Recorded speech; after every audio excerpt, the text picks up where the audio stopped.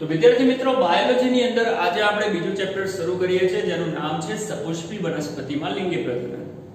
આ ચેપ્ટરની અંદર આપણે પુષ્પ વિશે વાત કરવાની છે અને કઈ રીતે પુષ્પના જે વિવિધ ચક્રો છે જેમ કે વજ્ર ચક્ર છે, દલ ચક્ર છે, પુકેશર ચક્ર છે, સ્ત્રીકેશર ચક્ર છે, કઈ રીતે તે લોકો પુષ્પની અંદર એકબીજા સાથે સંકળાયેલા છે, સાથે સાથે કઈ રીતે પરાગરજ ઉત્પન્ન થાય છે, કઈ રીતે પરાગરજ ઉત્પન્ન થઈને એક જગ્યાએથી બીજી જગ્યાએ સ્થળાંતર કરે છે અને જ્યારે પરાગરજ સ્ત્રીકેસરના પરાગ આસન પર બેસે છે તો કઈ રીતે ફલન થાય છે અને ફલન થઈને બીજ કઈ રીતે બને છે વગેરે વગેરેનો અભ્યાસ આપણે આ ચેપ્ટરની અંદર કરવાના છે. તો શરૂ કરીએ છીએ સપુષ્પી વનસ્પતિની અંદર લિંગી પ્રજનન. ઓકે, ચેપ્ટરની શરૂઆતમાં આપણે સૌથી પહેલા જાણવાની કોશિશ કરીશું પુષ્પના વિવિધ ભાગો વિશે. શું તમને લોકોને ખબર છે પુષ્પની પાસે મુખ્ય 4 ભાગ છે? એમાં જે ભાગ સૌથી બહાર તરફ એક્ઝિસ્ટ કરે છે એને આપણે નામ આપતા હોઈએ છીએ વજ્રપત્ર. અને વજ્રપત્રથી બનતું જે ચક્ર છે તેને આપણે કહીએ છીએ વજ્ર ચક્ર. એક્ઝામ્પલ તરીકે માની લો કે આ એક પુષ્પ છે, એ પુષ્પની બહાર જે ગ્રીન કલરનો ભાગ આપણને દેખાય છે એ ગ્રીન કલરનો ભાગ એને આપણે કહીશું વજ્ર ચક્ર, વજ્રપત્ર. જો કે એનાથી બનતું ચક્ર એને કહેવાશે વજ્ર ચક્ર, એટલે અહીંયા હું લખું છું વજ્ર ચક્ર. એક હોય તો વજ્રપત્ર, પણ આપણે આખું ધ્યાનમાં લઈશું, આથી એને કહીશું વજ્ર ચક્ર. ત્યારબાદ જે બીજો ભાગ છે જે રંગીન કલરના અને સુગંધ ધરાવતા ભાગ તરીકે ઓળખાય છે, જે રંગબેરંગી હોય છે, એને આપણે નામ આપતા હોઈએ છે દલપત્ર. શું નામ આપતા હોઈએ છે? દલપત્ર. અને એનાથી બનતું જે ચક્ર છે એને આપણે કહીએ છીએ દલચક્ર. તો વનસ્પતિની અંદર પુષ્પના 4 ભાગો, એમાંનો જે પહેલો ભાગ છે તેને આપણે કહીશું વજ્રચક્ર, જે વજ્રપત્ર ધરાવે.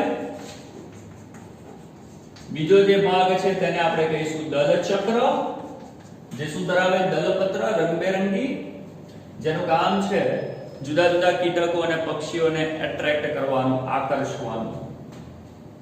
ત્રીજો જે ભાગ છે તેને આપણે કહીએ છીએ પુંકેસર ચક્ર. તમને દરેકને ખબર હશે કે પુષ્પની અંદર તમે જોશો તો મોસ્ટ ઓફ તમને આ પ્રકારની રચનાઓ તમને જોવા મળતી હશે. ઉપર એક દડા જેવો નાનો અમથો ઝીણો ફૂલેલો ભાગ અને એક લાંબો તંતુ.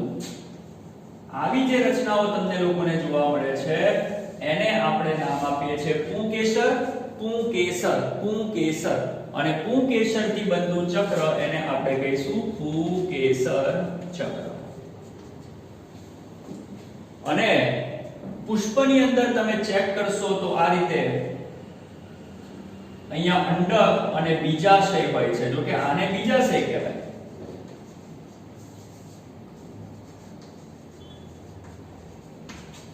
એને કહેવાશે બીજાશય. એ બીજાશયની અંદર હશે અંડક અને એની સાથે કનેક્ટેડ આ રીતે એક ભાગ તમને લોકોને જોવા મળશે અને એનો ટોચનો ભાગ આ લોકો કરતા કંઈક અલગ પડી જશે. અને આવી જે રચના છે એને આપણે નામ આપતા હોઈએ છીએ સ્ત્રી કેસર. અને એનાથી બનતું જે ચક્ર છે એને આપણે કહીશું સ્ત્રીકેસર ચક્ર. તો જે ચોથું ચક્ર આપણી માટે છે તેને આપણે નામ આપીશું સ્ત્રીકેસર ચક્ર. તો કોઈ પણ પુષ્પની તમે વાત કરો તો પુષ્પની અંદર 4 ભાગ મુખ્ય હોય છે: વજ્રચક્ર, દલચક્ર, પુંકેસર ચક્ર અને સ્ત્રીકેસર ચક્ર. આવો એના વિશે થોડી વધારે માહિતી લઈ લઈએ. વજ્રચક્ર અને જે દલચક્ર છે આ બંને ચક્રને વંધ્ય ચક્ર કહેવામાં આવે છે. એ બંનેને વંધ્ય ચક્ર તરીકે ઓળખવામાં આવે છે. અને પુંકેસર ચક્ર અને સ્ત્રીકેસર ચક્ર એ બંનેને ફળદ્રુપ ચક્ર તરીકે ઓળખવામાં આવે છે. આ બંનેને આપણે વંધ્ય ચક્ર તરીકે ઓળખીએ છીએ અને આ બંનેને ફળદ્રુપ ચક્ર તરીકે આપણે ઓળખતા હોઈએ છીએ. કેમ આ બંનેને વંધ્ય કેમ કીધા? એ બંને વંધ્ય એટલા માટે છે કારણ કે એ બંને પ્રજનનની અંદર કોઈ ફાળો આપતા નથી. સાંભળજો ધ્યાનથી. આ બંને પ્રજનનમાં કોઈ ફાળો આપતા નથી, આથી આપણે તેમને વંધ્ય ચક્ર કહીશું. અને પ્રજનનની અંદર જે ફાળો આપે છે તે બે ચક્ર છે, પુંકેસર ચક્ર, સ્ત્રીકેસર ચક્ર. આથી તેને ફળદ્રુપ ચક્ર તરીકે ઓળખવામાં આવે છે. એને સહાયક, એને પ્રજનન અંગો તરીકે પણ ઓળખવામાં આવે છે. તો પુષ્પની અંદર વંધ્ય અંગો કયા કયા છે? તો કે બે, વજ્રપત્ર અને દલપત્ર. એનાથી બનતા ચક્ર વજ્રચક્ર, દલચક્ર. અને કોઈ પણ તમને પૂછે કે પુષ્પની અંદર કયા ચક્ર પ્રજનન સાથે સંકળાયેલા છે? તો સ્ત્રીકેસર અને પુંકેસર. પુંકેસરની વાત કરો તો પુંકેસરને આપણે નર પ્રજનન અંગ તરીકે ઓળખીએ છીએ અને સ્ત્રીકેસરને આપણે માદા પ્રજનન અંગ તરીકે ઓળખીએ છીએ. પુંકેસર નરને પ્રેઝન્ટ કરે, સ્ત્રીકેસર માદાને પ્રેઝન્ટ કરે. અને પુંકેસર અને સ્ત્રીકેસર બંને પ્રજનન અંગો તમારા પુષ્પની અંદર આગળ થતી ફલનની જે ઘટનાઓ છે કે જેની અંદર પરાગરજ સ્ત્રીકેસરના પરાગાસન પર બેસીને અંડક સુધી પહોંચે છે, આ બધી જે ઘટનાઓ છે એની માટે જવાબદાર છે. આથી એ આપણા પ્રજનન અંગો છે. તો પુષ્પના જે ચાર મુખ્ય ભાગ છે તે આ છે. ઓકે, આપણે આ ચેપ્ટરની અંદર વાત કરવાની છે કઈ રીતે એક પુષ્પની પરાગરજ બીજા પુષ્પના સ્ત્રીકેસરમાં પ્રવેશીને અંડક સુધી પહોંચે. બહુ ધ્યાનથી સાંભળો, આ બધી વસ્તુને જવા દો. પહેલા આટલી વસ્તુ ક્લિયર થઈ ગઈ. ચાર ભાગો જે મેઈન હતું, બરાબર? આ ચાર ભાગો આપણા મેઈન છે. ઓકે, આટલી વસ્તુ ક્લિયર થઈ ગઈ. હવે સમજો. હવે બહુ ધ્યાનથી જોજો, અહીંયા જે પણ કંઈ હું લખું છું તે ફલન ક્યારે થાય? બહુ ધ્યાનથી સાંભળજો. ફલનની પ્રોસિજર.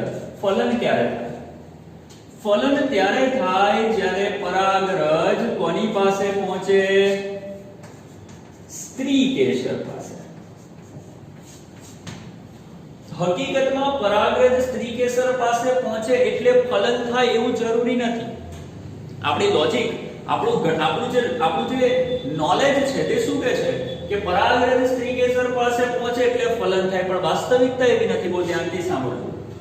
ફલન કરવા માટે પરાગરજ સ્ત્રીકેસર પાસે તો પહોંચવું જ પડશે, પણ સાથે સાથે તેણે સ્ત્રીકેસરની અંદર બીજાશય તરફ, ધ્યાનથી સાંભળજો, બીજાશય તરફ આગળ વધવું પડશે.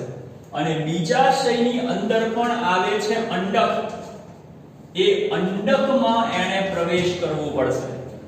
અને અંડકની અંદર અંડકોષ હોય. શું હોય? અંડકોષ. અને જ્યારે તમારી પરાગરજ સ્ત્રીકેસર, બીજાશય, અંડક એને ક્રોસ કરીને અંડકોષ પાસે પહોંચે છે ત્યારે પરાગરજનો નરકોષ અંડકના અંડકોષ સાથે જોડાશે અને અહીંયા બનાવશે ફલિતાંડ. અને આ જે ઘટના છે તેને આપણે શું કહીએ છીએ? બોલો, ફલન. તો ફલન ક્યારે થાય? દરેકને સમજ પડી? પરાગરજ સ્ત્રીકેસર પાસે પહોંચે એટલે ફલન ના થાય. પરાગરજ સ્ત્રીકેસરમાં બીજાશય, બીજાશયમાં અંડક, અંડકમાં અંડકોષ. અને જ્યારે પરાગરજ અંડકોષ પાસે પહોંચે છે ત્યારે નરકોષ અંડકોષ સાથે જોડાઈને ફલિતાંડ બનાવે છે, જેને આપણે શું કહીએ છીએ? ફલન કહીએ છીએ. જો કે પરાગરજ જ્યારે અંડકોષ પાસે પહોંચે ને એની પહેલા જ પરાગરજમાંથી નરકોષ પેદા થઈ જાય છે અને બે નરકોષ બનતા હોય છે. એમાંનો એક નરકોષ અંડકોષ સાથે જોડાશે અને બીજો નરકોષ દ્વિકીય કોષ કેન્દ્ર સાથે જોડાશે. આથી એને બેવડું ફલન પણ કહેવાય છે. જો કે એ બધી વસ્તુ આપણે પાછળથી જોવાની છે. અત્યારે તમે ખાલી આટલી સિમ્પલ ભાષામાં સમજી લો ફલન ક્યારે થાય. પરાગરજ જ્યારે અંડકોષ પાસે પહોંચે ત્યારે ફલન થાય. આટલી વસ્તુ ક્લિયર થઈ ગઈ? ઓકે, તો આ તમારું ફલન છે. હવે આપણે ફલનને સમજીએ એની પહેલા પુષ્પના જે અગત્યના ભાગો જેવા કે પુંકેસર છે, સ્ત્રીકેસર છે, એના વિશેની માહિતી પ્રાપ્ત કરવાની કોશિશ કરીએ. ઓકે, તો સ્ટાર્ટ કરીશું. સૌથી પહેલા તો આપણે પુંકેસર વિશેની માહિતી. તો હવે આપણો ટોપિક છે પુંકેસર શું છે. તો ચાલો સ્ટાર્ટ કરીએ. પુંકેસર. પુંકેસર, જો યાર કોઈ પણ પુષ્પની તમે પુંકેસરની વાત કરશો ને તો પુંકેસર તમને કંઈક આવી જોવા મળશે. એનો ટોચનો જે ભાગ આવે ને એ ફૂલેલો હોય, પછી એક લાંબો તંતુ હોય, અને એ જે તંતુ છે એ તંતુ સામાન્ય રીતે પુંકેસર એનો જે તંતુ છે એ સામાન્ય રીતે નીચે તરફ કોની સાથે કનેક્ટેડ હોય? કાં તો તે પુષ્પના પુષ્પાસન સાથે કનેક્ટેડ હોય, કાં તો તે દલપત્ર સાથે કનેક્ટેડ હોય. દલપત્ર સાથે કનેક્ટેડ હોય તેવી પુંકેસરને, દલપત્ર સાથે કનેક્ટેડ હોય તેવી પુંકેસરને દલ લગ્ન પુંકેસર તરીકે ઓળખવામાં આવે છે. હવે થોડું 11મા ધોરણને યાદ કરો. શું તમને લોકોને ખબર છે પરિપુષ્પ ચક્ર કોને કહેવાય? જ્યારે પણ તમારી વનસ્પતિમાં દલચક્ર અને વજ્રચક્ર એકબીજા સાથે કમ્બાઈન થઈ જાય અને એક જ બની જાય તો તેને આપણે પરિપુષ્પક કહેતા હતા. યાદ કરો. અને જ્યારે તમારી પુંકેસર દલપત્રની જગ્યાએ પરિપુષ્પ ચક્ર સાથે જોડાયેલી હોય તો તેવી પુંકેસરને પરિલગ્ન પુંકેસર તરીકે ઓળખવામાં આવે છે. તો પુંકેસર દલલગ્ન પણ હોઈ શકે, પરિલગ્ન પણ હોઈ શકે, અને એક પુંકેસર ખાલી પુષ્પાસનની સાથે પણ જોડાયેલી હોઈ શકે. તો નોટ કરવો હોય તો કરતા રહેજો. આગળ વધીએ. ટૂંકમાં પુંકેસરને તમે જોશો તો પુંકેસરમાં તમને 3 ભાગ જોવા મળશે. કેટલા? 3 ભાગ જોવા મળશે. પહેલો ભાગ કયો? આ જે તંતુ દેખાય છે તે એને કહેવાશે તંતુ. પુંકેસરનો પહેલો ભાગ તંતુ. બીજો ભાગ બોલો પરાગ આશય. પરાગ આશય. પરાગ આશય. પરાગ આશય એક એવો ભાગ છે કે જેમાં પરાગ રજ ઉત્પન્ન થાય. શું થાય? પરાગ રજ ઉત્પન્ન થાય. ખાલી પરાગ રજ લખી રાખું છું, બરાબર? તો પરાગાશય એક એવો ભાગ છે કે જેમાં પરાગ રજ ઉત્પન્ન થાય. આ છે તંતુ. અને પરાગાશય અને તંતુ એ બંનેને જોડતા ભાગને, એ બંનેને જોડતો એક ભાગ, એ ભાગ એને આપણે નામ આપીશું યોજી. તો પુંકેસરના 3 ભાગ. નિકટવર્તી ભાગ તંતુ, એનાથી દૂરનો ભાગ યોજી, સૌથી દૂરનો ભાગ પરાગાશય. હવે બહુ ધ્યાનથી સાંભળજો. આ તમારું પુષ્પ છે, ફટાફટ જોઈ લેજો. માની લો આ તમારું પુષ્પ છે, આ એની એક પુંકેસર છે. હવે આ તમારું પુષ્પ હોય ને તો એ પુષ્પનો જે તળિયાનો ભાગ છે, તળિયાનો ભાગ, નીચેનો ભાગ, એને નિકટવર્તી કહેવાશે અને ઉપરનો ભાગ એને દૂરસ્થ સમજવાનો. આ નિકટવર્તી ભાગ ગણવાનો અને આને દૂરસ્થ ગણવાનો. નોટ કરી લો. નિકટવર્તી, દૂરસ્થ. નિકટવર્તી નજીકનો ભાગ એટલે તમારે આ એરિયા સમજવાનો, અને જેમ જેમ અહીંયાથી ઉપર જાવ તેમ તેમ તમે દૂર ગયા કહેવાશો. ક્લિયર? તો જે પુંકેસરની વાત કરો છો એમાં જે તંતુ છે એ તંતુ નિકટવર્તી ભાગ સાથે જોડાયેલો છે, એટલે કે પરાગ પુષ્પ જે છે પુષ્પના પુષ્પાસન અથવા તો દલપત્ર સાથે જોડાયેલો છે, અને પરાગ આશય છે એ દૂરસ્થ ભાગમાં આવેલું છે. તો પુંકેસરના 3 ભાગ દરેકને ક્લિયર થઈ ગયા? ચાલો હવે આપણે આગળ વધીશું. હવે આપણે સમજવાની કોશિશ કરીશું આ પરાગાશય વિશે. હવે આપણે થોડું જાણવાની કોશિશ કરીશું પરાગાશય છે શું અને પરાગાશયમાં શું શું હોય. તો કે એ તો ખબર જ છે કે પણ એની રચના કેવી છે એના વિશે પણ જાણવાનો આપણે પ્રયાસ કરીશું. તો હવેનો જે ટોપિક છે આપણે તે પુંકેસરની અંદર પરાગ આશય. સૌથી પહેલી વસ્તુ કે પરાગાશય એક એવો ભાગ કે જેની અંદર પરાગરજ ઉત્પન્ન થાય છે અને પરાગરજનો સંગ્રહ થાય છે. પરાગરજ ઉત્પન્ન થાય છે અને પરાગરજનો સંગ્રહ થાય છે. તે તો દરેકને ખબર છે એટલે હું લખતો નથી, પણ નોટ કરી લેજો.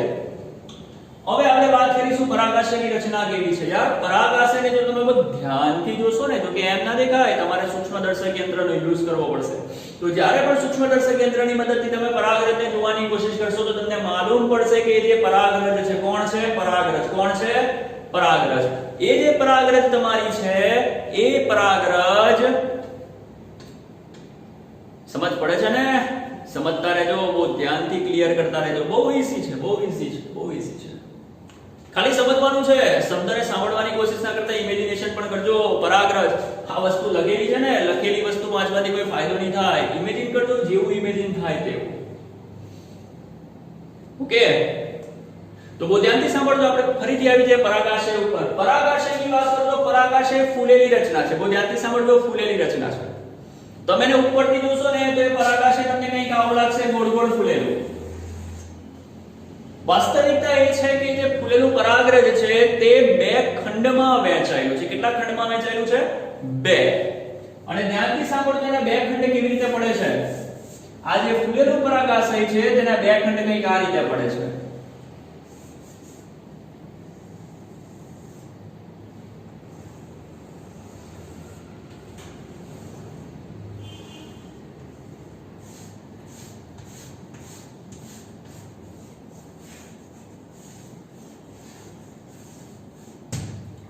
તો પરાગાશય કે જે ફૂલેલી રચના હતી તે બે ખંડમાં વહેંચાઈ ગઈ, દ્વિખંડીય રચના છે. તો પહેલી વસ્તુ યાદ રાખવાનું કે પરાગાશય કેવું હોય? દ્વિખંડીય. કેવું હોય? દ્વિખંડીય. તો દ્વિખંડીય છે કે નહીં? બીજી વસ્તુ કે આ જે બંને ખંડો દેખાય છે ને એ ખંડોની અંદર પણ આયામધરીય વિભાજન થયું છે. અને આયામધરીય વિભાજન થતા એક ખંડ બે કોટરમાં વહેંચાયેલો છે. એક ખંડ બે કોટરમાં વહેંચાયેલો છે. સૌથી પહેલા બે ખંડ બન્યા, ત્યારબાદ બે ખંડ, એમાંથી એક એક કોટરનું નિર્માણ થયું. ધ્યાનથી જોજો કઈ રીતે. આ જે ખંડ દેખાયો એ ખંડની અંદર આયામધરીય ખાંચ પડતા એની રચના કઈક આવી છે. અને સેમ આ બાજુ પણ અહીંયા ખાંચ પડી, આથી એની રચના પણ કંઈક આવી છે. તો બે ખંડ હતા, એમાંનો એક ખંડ બે કોટરમાં વહેંચાઈ ગયો. આ એક કોટર, આ બીજું કોટર. આ એક કોટર અને આ બીજું કોટર. તો દ્વિખંડીય રચનામાં એક ખંડ બે કોટરમાં વહેંચાઈ ગયો. બે કોટર. આ પણ કોટર કહેવાય અને આ પણ તમારું કોટર. ટોટલ કેટલા કોટર થઈ ગયા? 4 કોટર. મતલબ પરાગાશય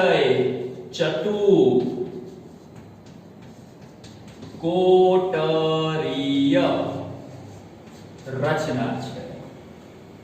તો પરાગાશય માટે બે શબ્દ વપરાય છે. પરાગાશય દ્વિખંડીય રચના છે, એ જ પરાગાશય ચતુકોટરીય રચના છે. બે ખંડ દરેકને સમજ પડી? 1 2. ચાર ખંડ દરેકને સમજ પડી? 1 2 3 and 4. તો આ રીતે પરાગાશય એનો શેપ, આકાર તમને લોકોને જોવા મળે છે. ઉપરથી પરાગરજને જોવાની અને એને આ રીતે કટ કરી નાખવાની, એનો છેદ લઈ લેવાનો. તો એનો તમે જો છેદ લેશો ને તો એ છેદની અંદર તમને ઉપરથી આ રીતની રચના જોવા મળશે. બીજી વસ્તુ, અહીં ઉત્પન્ન થતા આ જે 4 કોટરો છે ને એ 4 કોટરોની અંદર શું ઉત્પન્ન થાય છે? પરાગરજ. શું ઉત્પન્ન થાય છે? પરાગરજ. તો ધ્યાનથી સાંભળજો, હું આને પૂછી નાખું છું. યાદ રાખજો, દ્વિખંડીય ચતુર્કોટરીય. હવે બહુ ધ્યાનથી સાંભળજો, આ જે 4 ખંડો છે એ 4 ખંડો પોતાની અંદર ઉત્પન્ન કોને કરે છે? પરાગરજને. કોને ઉત્પન્ન કરે છે? પરાગરજને.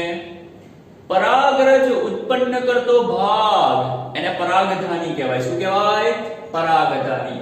એનું બીજું નામ છે પરાગકોથળી, એનું ત્રીજું નામ છે લઘુબીજાણુધાની. આ બધાનો મીનિંગ એક જ થાય, મગજમાં ક્લિયર કરજો.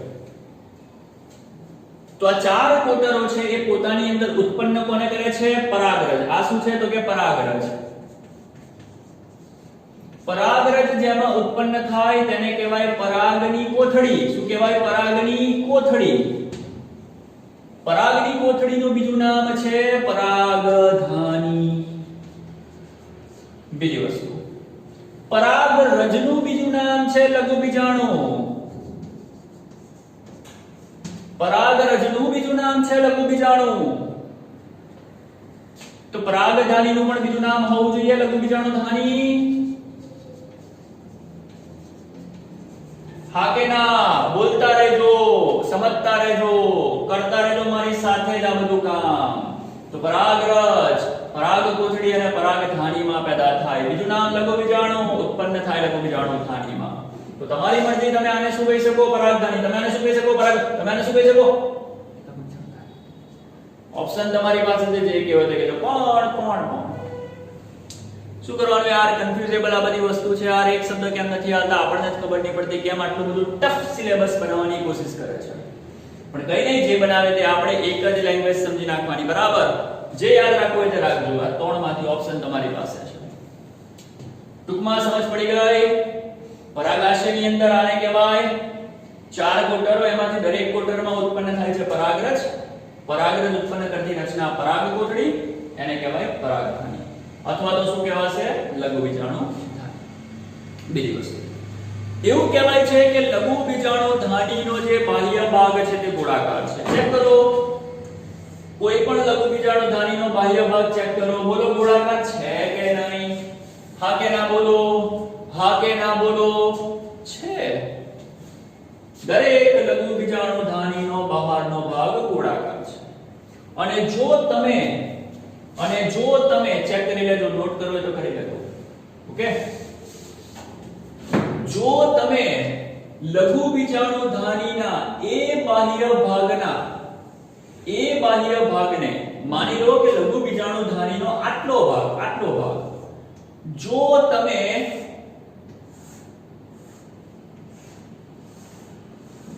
ઝૂમ કરીને જોશો. શું કરીને જોશો? ઝૂમ કરીને જોશો. તો ઝૂમ કરીને જોતા તેની અંદર તમને લોકોને ચાર સ્તર જોવા મળશે. કેટલા સ્તર જોવા મળશે? ચાર સ્તર. તો લઘુબીજાણુધાનીનો બહારનો ભાગ કેવો હોય છે? ગોળાકાર હોય છે. અને જો તમે એ ભાગને ઝૂમ કરીને જોશો, શું કરીને? ઝૂમ કરીને જોશો, તો તેમાં તમને ચાર ભાગ જોવા મળશે. કેટલા ભાગ? ચાર ભાગ. તો ચાલો ટ્રાય કરીએ બનાવવાની આકૃતિ. આટલો જે ભાગ છે, દેખાય આટલો ભાગ? એને આપણે ઝૂમ કરીશું. બરાબર? ચાલો અહીંયા ઝૂમ કરીએ. કેટલો ભાગ ઝૂમ થઈ ગયો ભાઈ? અને આની નીચેનો જે ભાગ છે તે અહીંયા પરાગરજ છે. આ બધી એને પણ મોટી બતાવી દઈએ ને. ચાલો, તો આ ભાગ ઝૂમ થઈ ગયો. અને એ ઝૂમ કરેલા ભાગમાં તમને કેટલા સ્તર જોવા મળશે? બોલતા રહેજો. ચાર સ્તર. સ્ટાર્ટ કરીએ છીએ. ચાર સ્તર કર્યા છે. જો આ તમારી પરાગરજ છે. કોણ છે? પરાગરજ. પરાગરજની એક્ઝેક્ટ બાજુમાં રહેલું આ જે પહેલું સ્તર છે, માની લો કે આ નંબર 1 સ્તર. પરાગરજની એક્ઝેક્ટ બાજુમાં રહેલું પહેલું સ્તર, એને આપણે નામ આપીશું પોષક સ્તર. કેમ પોષક સ્તર? કારણ કે પરાગરજ બહુ અગત્યની રચના છે. એ પરાગરજને પોષણ મળતું રહેવું જોઈએ. અને પોષણ આપવા માટે જે પણ સ્તર આવેલું છે એને આપણે કયું સ્તર કહીશું? બોલો, પોષક સ્તર કહીશું. કયું સ્તર? પોષક સ્તર. પોષક સ્તરની ખાસિયતો છે, અમુક ખાસિયતો છે, એ પણ હું તમને બતાવી દઉં સાથે સાથે. ચાલો આ સેજ ભૂસી નાખું, ક્યાં લખું? ઓકે, ચાલો અહીંયા લખી નાખું છું. પોષક સ્તરોની ખાસિયતમાં શું હોય છે કે જો તમે પોષક સ્તરના કોષોને જોશો તો પોષક સ્તરના કોષોનો કોષરસ કોષરસ ઘટ્ટ હોય. કેવો હોય? ઘટ્ટ હોય. બીજી વસ્તુ કે તેમાં જે કોષ કેન્દ્ર આવે, કોષ કેન્દ્ર એનું બહુગુણન થયેલું હોય. બહુગુણન, એ જે કોષો છે ને એમાં કોષ કેન્દ્ર એનું બહુગુણન થયું હોય. શું થયું હોય? બહુગુણન થયું હોય. મતલબ કે તેમાં રંગસૂત્રની સંખ્યા ઘણી બધી વધી ગઈ હોય. તેમાં રંગસૂત્રની સંખ્યા ઘણી બધી વધી ગયેલી હોય છે. ત્રીજી વસ્તુ કે આ સ્તરના જે કોષો છે એ કોષો ઉત્સેચકો, અંતઃસ્ત્રાવો અને વિશિષ્ટ પ્રકારના પ્રોટીનો ધરાવે છે. અને આ બધી ખાસિયતને કારણે એ પોષક સ્તર તમારી પરાગરજને પોષણ આપવાનું કામ કરે છે. તો લઘુ બીજાણુધાની એનું પહેલું સ્તર તમને દરેકને ક્લિયર થયું, જે છે પોષક સ્તર. એના પછી 3 સ્તર જોવા મળે છે. સ્તર 1, સ્તર 2 અને સ્તર 3. આ પહેલું, આ સ્તર બીજું, આ સ્તર ત્રીજું અને આ સ્તર ચોથું. આ 3 સ્તર, પહેલાને છોડીને 3 સ્તર, એનું કામ છે તમારી પરાગરજ એનું રક્ષણ કરવું અને સમય આવતા સ્ફોટન પામીને ફેલાવો કરવો. આનું કામ છે પોષણ આપવું. અને બાકીના 3 સ્તર એનું કામ છે પરાગરજનું. કોનું? પરાગરજનું. કોની વાત થાય છે? પરાગરજની. એનું રક્ષણ કરવાનું કામ કરે. અને સાથે સાથે થોડા અક્ષરમાં આમ તેમ થાય તો ચલવી લેજો, તમે ખાલી મારા શબ્દ પર ધ્યાન આપજો. તો એનું કામ છે રક્ષણ આપવાનું અને સાથે સાથે સ્ફોટન પામવાનું. અને સ્ફોટન થાય એટલે કે ફાટે તો અંદરની પરાગરજ બહાર ફેલાય કે ના ફેલાય. બીજી વસ્તુ, બીજા નંબરના જે સ્તર છે તેને આપણે કહીએ છીએ મધ્ય સ્તર. શું કહીએ છીએ? મધ્ય સ્તર. ત્રીજા સ્તર એને આપણે તંતુ સ્તર પણ કહીએ છીએ. તંતુ સ્તર અથવા તો એન્ડોથેસિયમ પણ કહીએ છીએ. અને એને આપણે સ્ફોટી સ્તર પણ કહીએ છીએ. સ્ફોટી સ્તર. કેમ સ્ફોટી સ્તર? કારણ કે તે ફાટે છે. જ્યારે એને ખબર પડે, જ્યારે સ્ફોટી સ્તરને ખબર પડે કે તમારી પરાગરજ પરિપક્વ, તમારી પરાગરજ તૈયાર થઈ ગઈ છે બીજે જવાને અંકુરિત થવા માટે. અંકુરિત મતલબ કે બીજે જઈને ફલન કરવા માટે, સ્ત્રી કેસર પર બેસવા માટે પરિપક્વ થઈ ગઈ છે, ત્યારે એ સ્ફોટી સ્તર ફાટે છે, સૂકું બને છે અને ફાટે છે, જેથી બધી પરાગરજ બહાર નીકળે છે અને ફેલાય છે, જેને આપણે પરાગનયન કહીશું, જે પણ આપણે આગળ ભણવાના છે. હમણાં તો આપણે આની વાત કરીએ. અને ચોથું, સૌથી બહારનું સ્તર યાદ કરો. સૌથી બહારના સ્તરને આપણે કયું સ્તર કહીએ છીએ? વેરી ગુડ, અધિસ્તર. કયું સ્તર? અધિસ્તર. તો આ 4 સ્તર છે. કોના? મારા કે તમારા? લઘુ બીજાણુધાનીના. ના તો મારા ના તો તમારા. લઘુ બીજાણુધાનીના 4 સ્તર છે. અઘરું છે કે ઈઝી છે? બોલો. ઈઝી છે, ખાલી સમજજો. બીજી વસ્તુ કે અહીંયા લીટાઓ માર્યા છે અને ના સમજતા ઇમેજિન પણ કરજો. જેટલું વિઝ્યુઅલાઇઝ વધારે કરશો એટલો ફાયદો થશે. તો બાયોલોજીની અંદર પરાગાશય એની આ રચના આપણે જોઈએ. એકવાર નોટ કરી લો. ચલો નોટ કરી લો. ઓકે, તો કરી લીધું નોટ?